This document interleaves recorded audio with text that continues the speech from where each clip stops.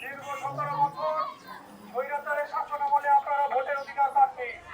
আমরা আশা রাখবো আগামী জাতীয় সংসদ নির্বাচনে আপনারা সবাই ভোট কেন্দ্রে উপস্থিত হবেন এবং নিজেদের ভোটাধিকার প্রয়োগ করবেন।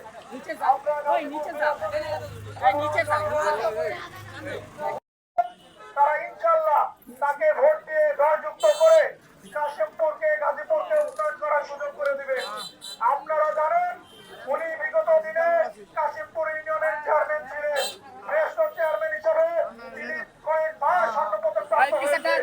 আপনারা তাকে আবার জনগণের সেবা করার জনগণের সেবা করে উনি যেন গাজীপুরকে এক অনন্য পর্যায়ে নিয়ে যেতে পারে। আমাদের কাশিমপুরের গর্ব জননেতা জনাব শওকত হোসেন সরকার যেন আগামী নির্বাচনে ইনশাআল্লাহ ধানের শীষ প্রতীক নিয়ে নির্বাচন করে জয়লাভ করতে পারে সেই আশাবাদ ব্যক্ত রেখে কাশিমপুর থানা ছাত্র দলের সকল নেতৃবৃন্দকে ধন্যবাদ জানিয়ে আমি আমার বক্তব্য শেষ করছি। বাংলাদেশ জিন্দাবাদ, শহীদ জিয়া অমর হোক, তারেক রহমান জিন্দাবাদ, বেগম খালেদা জিয়া জিন্দাবাদ, শওকত হোসেন সরকার জিন্দাবাদ।